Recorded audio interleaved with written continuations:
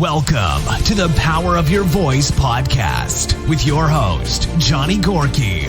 You have the power to overcome challenges and fears. Let my voice and the voice of many others show you how to transform these challenges into opportunities. To learn more about future podcasts and read episode show notes, check out my website at www.thepowerofyourvoice.com.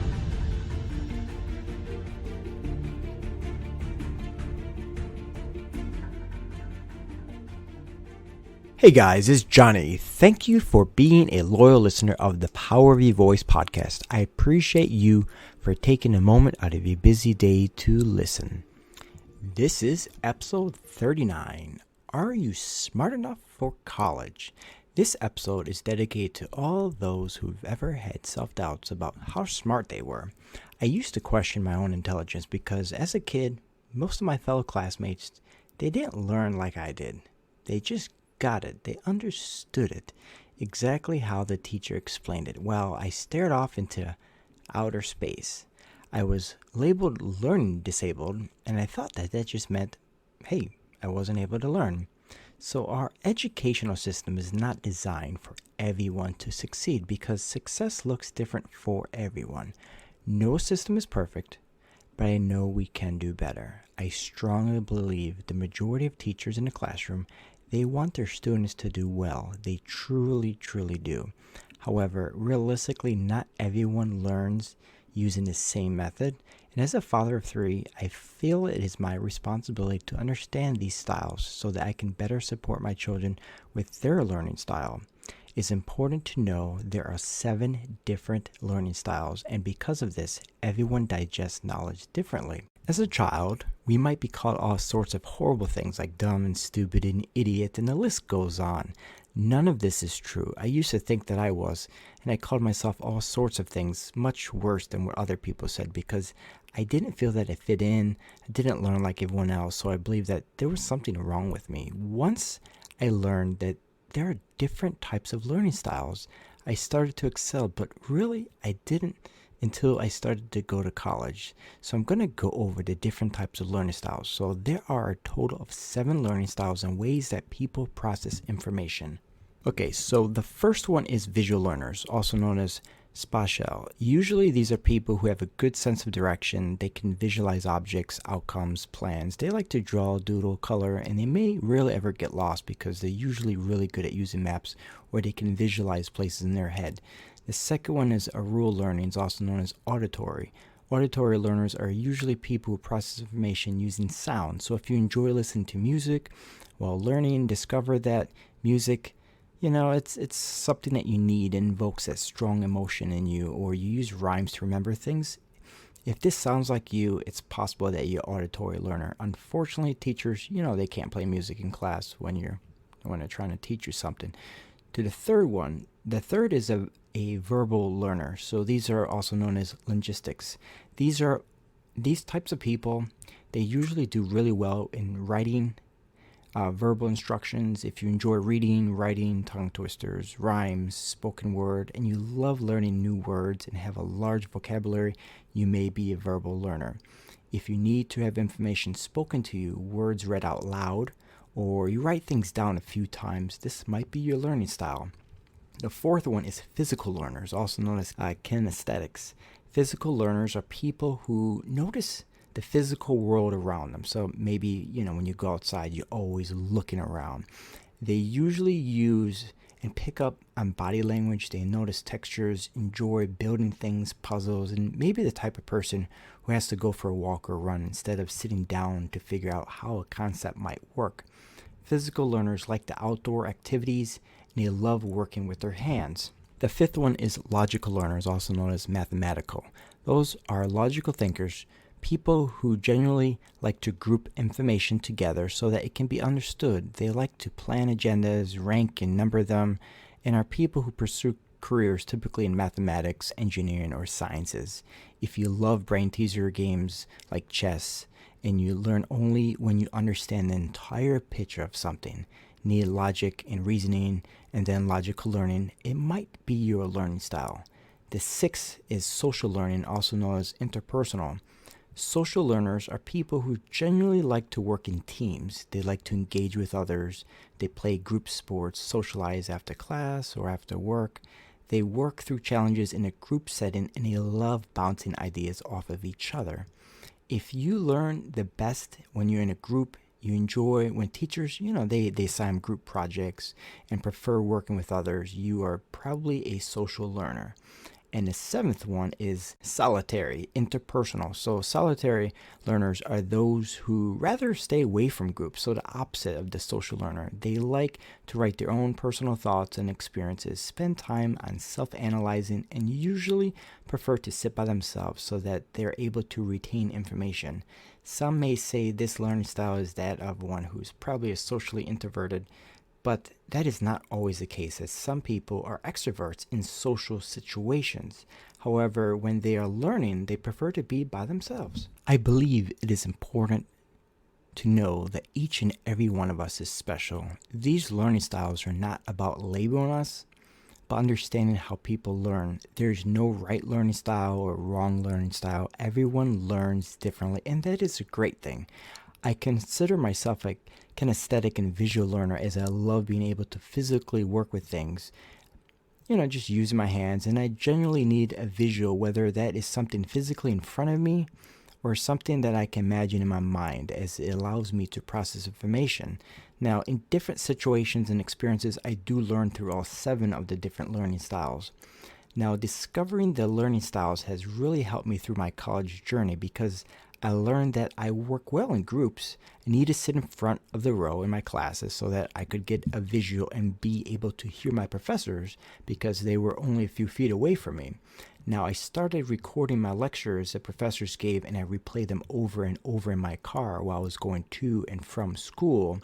And I would write my notes over and over again, and that would really help create visuals in my mind. Now, personally, I do not think college is for everyone. However, if you are someone who has always wanted to attend college and earn your degree, but have not because you didn't think that you were smart enough, maybe you thought college was only for certain types of people, know that it's important to know that there's a lot of support staff at colleges. They usually offer free tutoring that is supported by students who are on honor.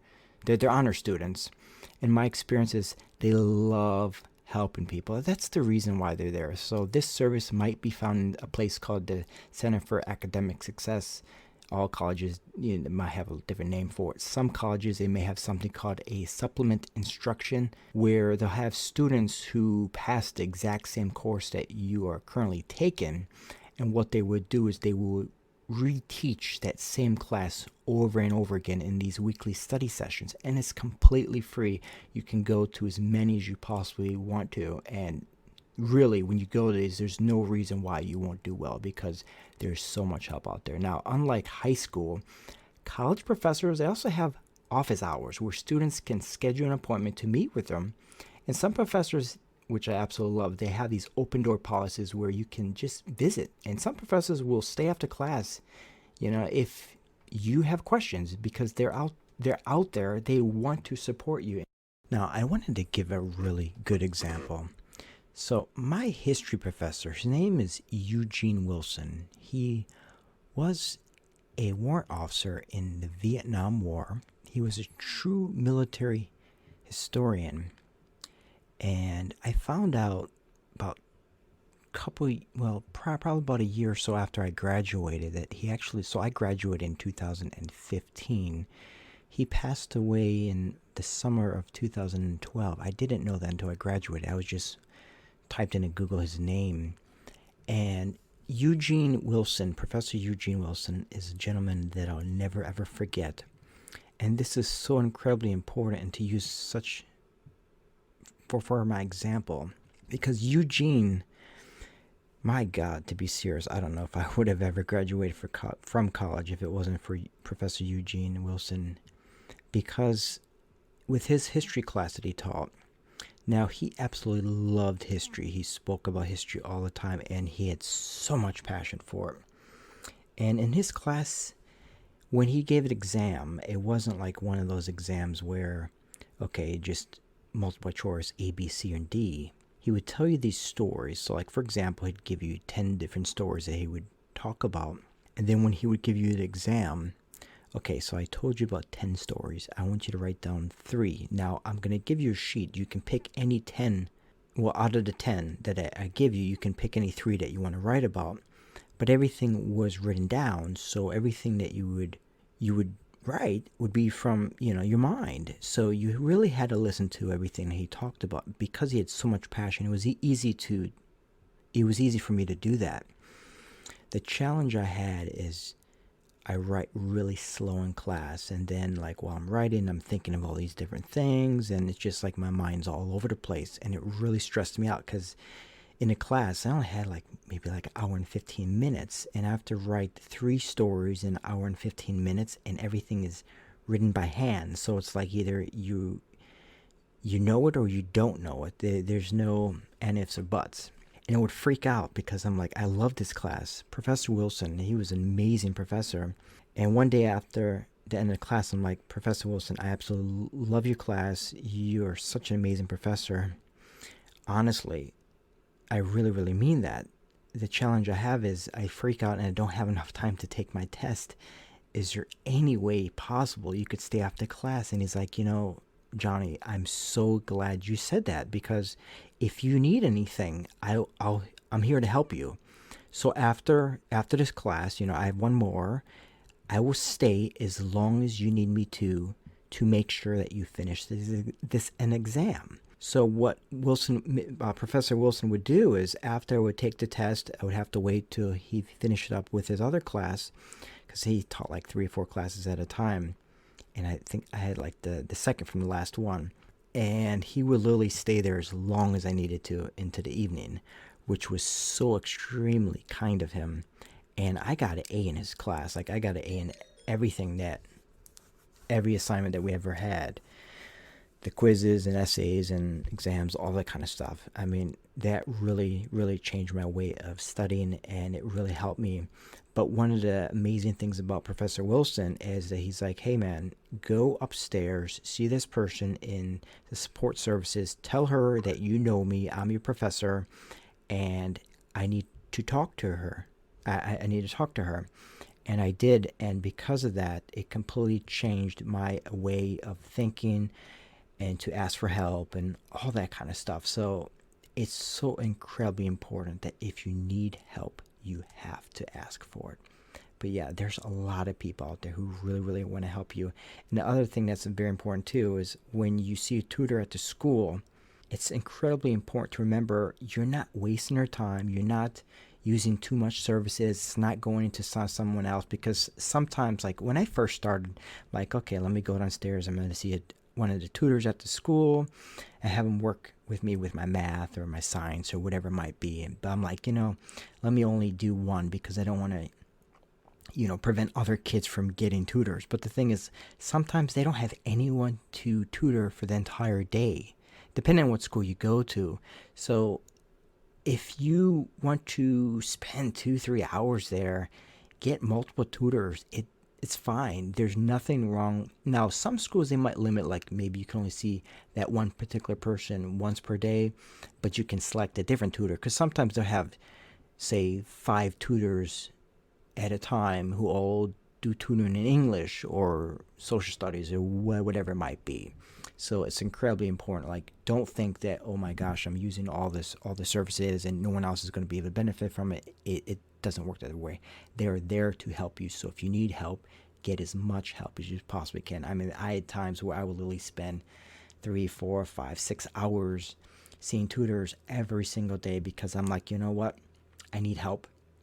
And by me actually shifting that way where I'm like, you know what? I'm going to get help, I became a straight A student. That made such a big difference in my education.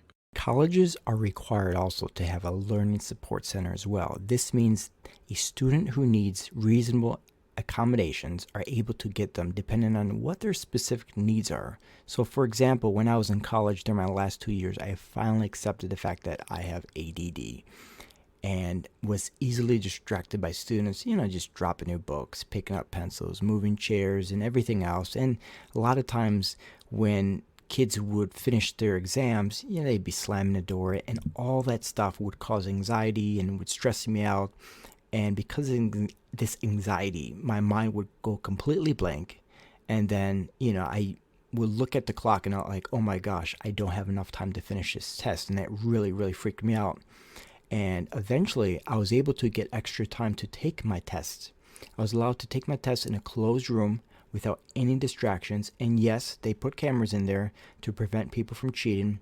For all those people who might be wondering, like, what do you do in those rooms? Is people cheating? All that kind of stuff. It's very important to know that. So these are resources. They allow students to become successful where they may otherwise not believe that they can even attend college. So are you smart enough for college? I say yes, you are. The resources are there should you need them, but you must be willing to accept them. Honestly, I always pride myself in, getting in my way. My pride would, I just wanted to fit in and just say, hey, I'll prove this to everyone that I can do this without help. I don't need any help. I don't need any assistance. I can do everything by myself. But the truth is, accepting help, it doesn't make anyone weak or less capable. It makes us a human. And it's a strength to ask for help. So please, if you truly want to go to college, if you really, really do, go. Know that it doesn't matter how young or how old you are to attend school. I had classmates who were like as young as 13. And there were a few people in our class who was like in their 60s and 70s, maybe even older than that.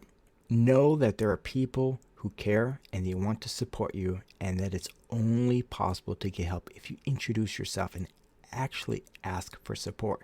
So please know that you can always reach out to me as well if you need anything. I don't know all the answers, but I am open to share with you all my experiences and offer anything that I can do to help you.